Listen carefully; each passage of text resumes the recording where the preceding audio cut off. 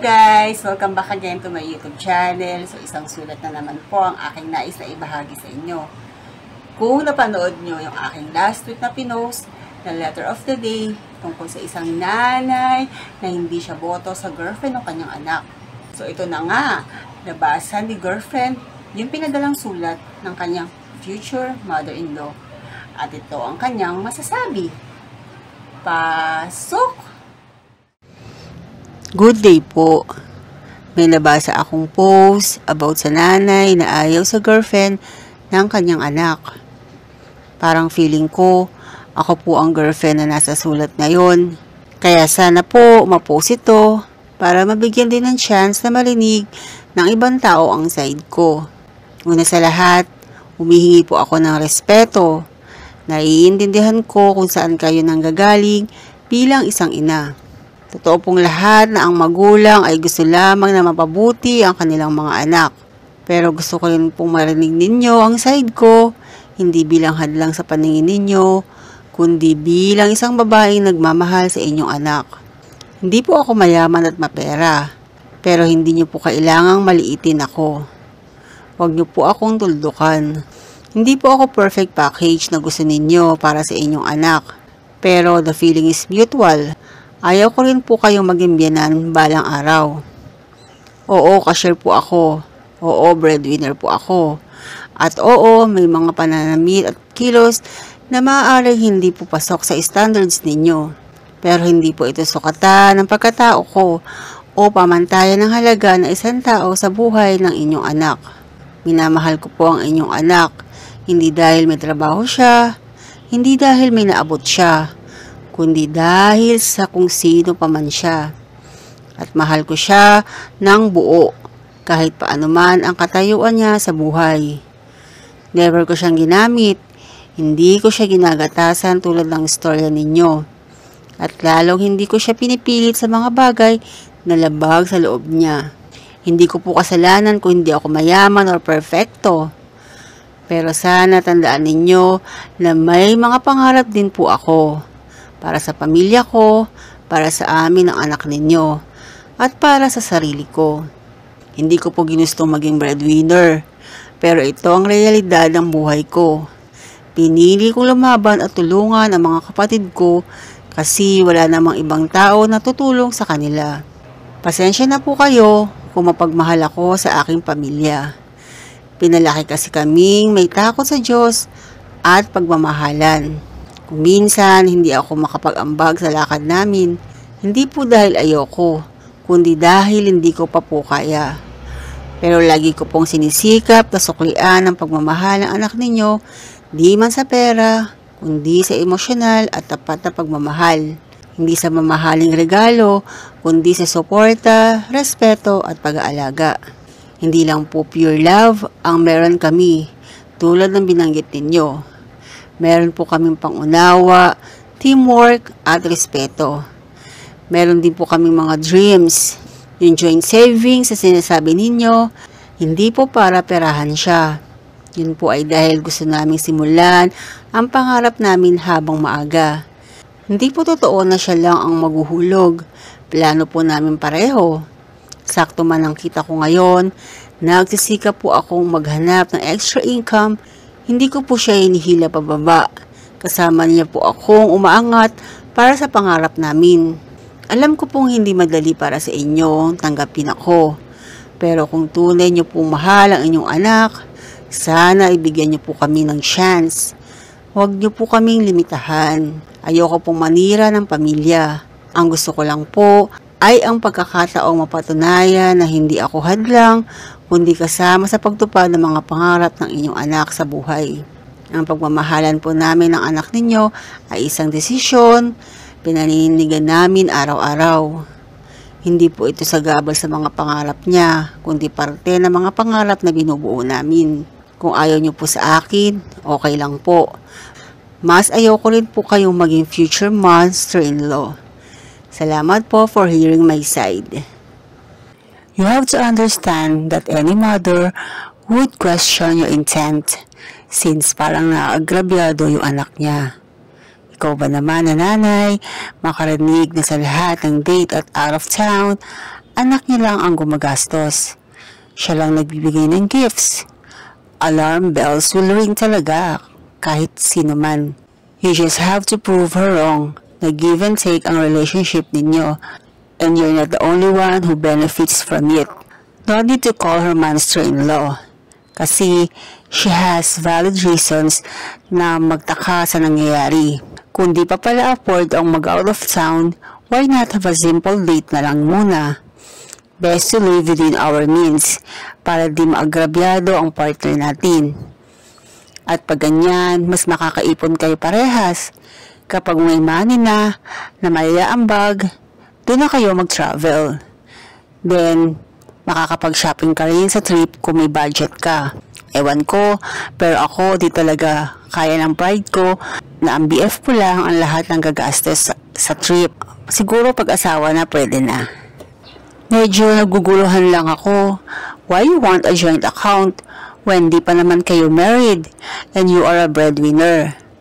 When it's mostly likely not going to be 50-50 na hulog dahil nga sa situation mo. I know kasi I had been a breadwinner na rin for many years. Also, usually, pag single pa talaga, own bank account ang girl at own account din ang boy, to protect their savings in case the relationship goes wrong. Wag naman sana, pero you never know the future. Paano kung magloko pala ang boyfriend mo? Lugi ka. You can save naman sa future niyong dalawa ng hiwalay. Sorry, but that's weird lang talaga. Even sa gifts, kahit yung handmade mo lang, or mura lang basta from your heart. Hindi dapat yung guy lang lagi ang nagbibigay sa'yo. Gets ko na mali yung ibang mindset ni mother, pero kung sasagutin mo ng di maganda, edi parang pinatunayan mo na rin yung tingin niya sa'yo, imbis na mas ipaintindi sa kanya yung situation mo. Mali ang pagpunan ni mother doon sa mga ambagan at gifts na wala kang ibibigay, pero doon sa joint savings account, di naman talaga realistic yun. Naging manugang din ako at ngayon ay nanay na. May mali both sides, pero kaya pang maituwid yan. As future manugang, di mo talaga mag-exert ng extra effort para kuhanin ang loob ng nanay. Hindi sasabayan mo pa ng pagmamaldita. Samahan mo na lang ng pagkukumbaba kung talagang genuine yung intention mo sa anak niya. We can't really blame the mom, especially mag-isa lang siyang nagtaguyod sa kanyang anak. Magiging extra protective talaga yan. Good luck to all of you. If you can't afford your basic needs in life, like food, pamasahe, that means di ka ready sa relationship. If you think your mother-in-law is red flag, maybe ikaw din sa paningin niya. Kasi ang lakas ng loob mong mag-out of town, wala ka naman palang pang-ambag. Di naman pwedeng puro love at TikTok ka girl. At bakit joint account agad if at this stage eksakto lang pala sa family mo ang pera mo? So paano ka nga makakapag-ambag o makakapaghulog? That's the hard truth. Your partner in life is the biggest decision na gagawin ng isang tao sa buhay niya. Kaya dapat sa panahon ngayon, medyo wise sa pagpili na makakasama sa buhay. Kaya nagets ko ang feeling ng future mother-in-law mo. Ilang years na ba kayong magjowa? Medyo off talaga kasi yung sa joint account savings. Kung sa mga simpleng ambagan like out of town, gifts, pag may okasyon, hindi ka nakakapag-ambag, how much more sa savings? Lalo na sabi mo, breadwinner ka pa. Hindi ako nanguhusga. Ba't nakukuha ko kasi yung agam-agam ng nanay? Biruin mo, nagpakahirap kang buhayin anak mo, tapos ganyan lang? I mean, imbis na ma-achieve pa ng anak niya yung goals niya, biglang parang may responsibility na agad. Yung sa pananamit at TikTok, let's be honest, iba talaga ang dating pag may delikadesa ang babae. Off sa akin yung savings, lalo na kung wala pa naman kayong 3 years pataas or engaged na kayo. Know your place, girlfriend muna, para kasing ang dating sa nanay niya, gusto mo na na-secure ang financial status mo. Hindi din ako agree sa nanay, pero dito sa girlfriend, sana hindi habang buhay ikaw ang breadwinner ng family mo. Minsan, pamilya ng both sides ang sisira sa relasyon. Kahit gaano nyo pa kamahal ang bawat isa, kung may pamilya na lagi naka-excess baggage, doon nag-uumpisa ang hindi pagkakaunawaan. Yan ay base lang sa experience ko. We read your lines. One point which is not agreeable is joint account. Para walang question about that, mag-save kayo as personal savings instead of joint account. Kapag kailangan nyo na ito i-combine, sa kanya na lang i-combine. I am also a mother, but as I've read the way you address your future mother-in-law is not good.